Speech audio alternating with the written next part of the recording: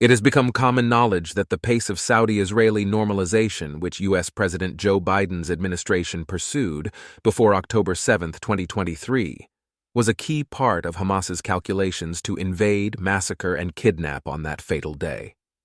Since then, the Saudis have made it clear, both in actions and words, that they are still very much interested in a formal peace treaty with Israel, even as rumors have swirled over the years that the Saudis and Israelis have been covertly collaborating. This shouldn't surprise anyone, since the two share a common enemy in the Islamic Republic of Iran. And as they say, the enemy of your enemy is your friend.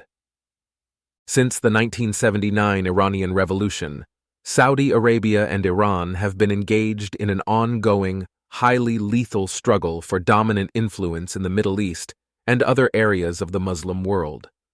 In what's been described as a new Cold War, the conflict is waged on multiple levels: geopolitical, economic, and sectarian, to name a few. Iran believes it's the leading Shia Muslim power, while Saudi Arabia sees itself as that of Sunni Muslims. To add insult to injury, there are also historical tensions between Arabs and Persians among the two countries. Prior to the Iranian Revolution, Saudi Arabia fashioned itself as the leader of the Muslim world, basing its legitimacy in part on its control of the holy cities of Mecca and Medina. But in 1979, Saudi Arabia's image as this de facto leader was undermined with the rise of Iran's new theocratic government, which challenged the legitimacy of Saudi Arabia's Al Saud dynasty and its authority as custodian of the two holy mosques. Saudi King Khalid initially congratulated Iran and stated that Islamic solidarity could be the basis of closer relations between the two countries, but relations worsened substantially over the next decade.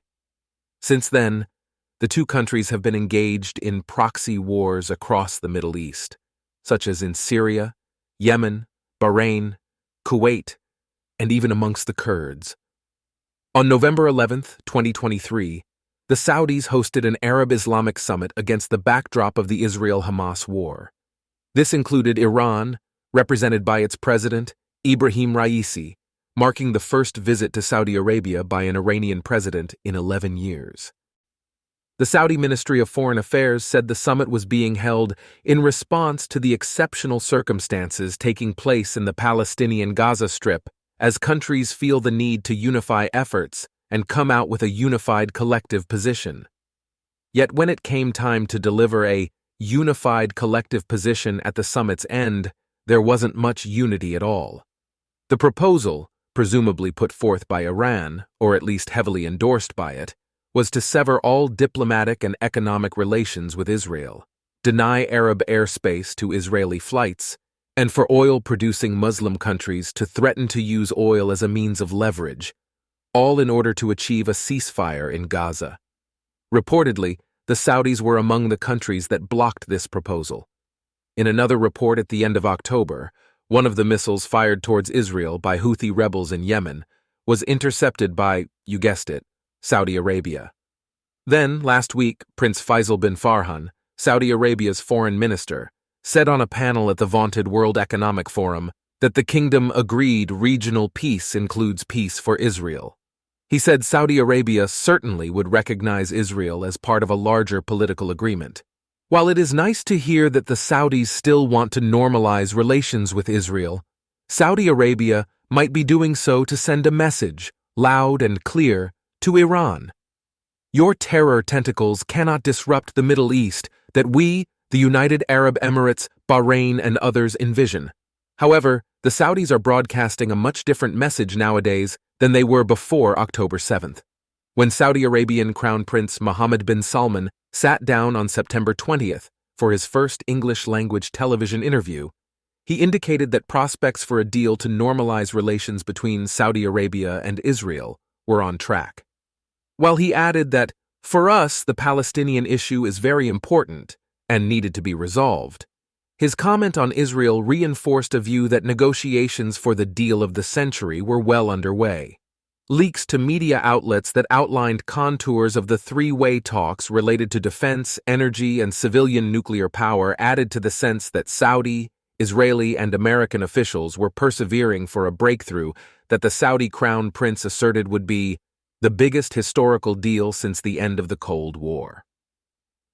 Largely absent from the stream of material released into the public domain was any meaningful consideration of Palestinian interests, which at times appeared to be seen more as a concession in the tri-party efforts to reach an equilibrium, which would allow Saudi and Israeli officials to effectively sell any deal domestically and regionally. Since October 7th, and increasingly in recent weeks, the Saudi emphasis on the Palestinians has noticeably changed. No normalization between Israel and Saudi Arabia without a plan that will see the Palestinians get their own state. Because we need stability, and only stability will come through the resolving the Palestinian issue, said Prince Faisal bin Farhan. What he was really saying is, stability will only come by removing the Palestinians from Iran's terrorizing grip. After all, the only way to continue to disrupt the stabilization of the Middle East and North Africa, if you're Iran, is to keep your proxies intact and emboldened, including Hamas and Palestinian Islamic Jihad in the Gaza Strip, neither of which are interested in establishing a Palestinian state. A two-state solution of any sort only works if Iran-backed terrorism is eliminated, or at least defanged and pushed back to a comfortable distance. For now, Iranian destabilization is alive and kicking in the volatile Middle East. In 2011, Iranian-funded and equipped extremists tried to mobilize the Shia Muslim community in Bahrain to overthrow the Sunni king and his political establishment. Iran has also filled the void that the UK and its allies created with the second invasion of Iraq, and now uses its connections across the border with the Shia community to try to control this country.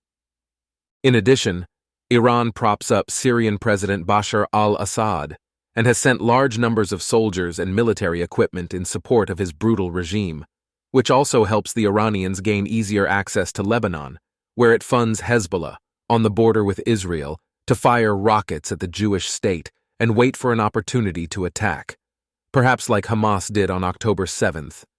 In Yemen, the Iranians supply the Houthi rebels with intelligence, financial backing, and weapons, which have been fired at Saudi Arabia on many occasions, and its war with the Saudi-led coalition in Yemen against the Houthis has led to a bloody civil war. When you look at a map of these Iranian-backed countries, they all surround Saudi Arabia and Israel. Therefore, it seems beyond a reasonable doubt that Iran's long-term strategy is to maintain a noose around the Saudis and Israelis, which the Iranians can tighten whenever they see fit. Now, as the Middle East breaks out into mini-wars between the Iranian axis of resistance and its adversaries, the last thing Iran wants is to appear weak in the eyes of Israel, the US, and its Arab allies, as well as domestic enemies of the Ayatollah's regime. Though it's bragging about hitting Israeli targets and Sunni terrorists in recent weeks, Iran's response shows unquestionable shortcomings. Israel has allegedly continued to assassinate senior members of Iran's Islamic Revolutionary Guard Corps, while the Iranians are striking fictitious Israeli targets far away from the Jewish state, such as one of the main Mossad espionage headquarters in Iraqi Kurdistan, an assertion that was promptly dismissed by Iraq. This displays the limits of Iran's power, and with nuclear-armed Pakistan hitting back inside Iranian territory, Tehran looks even less imposing. However, the Iranian octopus has succeeded in one important avenue since October 7th. Tehran wants the US and Europe to pressure Israel to prematurely curtail its war on Hamas, and is using the threat of regional escalation to achieve this aim. As the US repeatedly declares that it does not want to escalate against Iran, escalation and regional conflict are exactly what Iran is trying to deliver, largely through its proxies: Hamas, Palestinian Islamic Jihad, Hezbollah, the Houthis, and Shiite militias in Iraq and Syria. Tehran is betting that if it can convince Washington and the European Union to stop supporting Israel because it risks igniting a broader blaze, Iran can force the US and Europe to demand that Israel either ends its fight against Hamas and Hezbollah, or at least end American and European support for it. Though there are also domestic reasons for growing pressure in the US and across Europe to wind down Israel's war against Hamas, anxieties that the US and Europe could be drawn into a regional war have weighed heavily on American and European decision-makers. But if the US and Europe finally decide to hold Iran accountable for exponentially destabilizing the Middle East, they will find plenty of willing partners. The responses to Iranian attacks demonstrate that a regional coalition can be quickly created to put the Islamic Republic in its place. The Saudis want it, the Emiratis want it, the Bahrainis want it, and, of course, the Israelis want it.